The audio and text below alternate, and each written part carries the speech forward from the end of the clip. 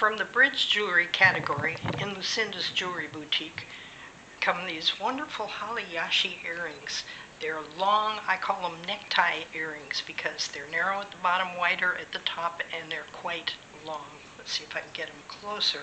There's a wonderful long-tailed purple bird on the yellow-green niobium background, and small leaves are scattered over the surface. These are on French hooks with a tiny purple bead between the earring and the hook. They're 1 3/4 inches long, yet very lightweight, and in the boutique these cost $43. The regular retail is $52.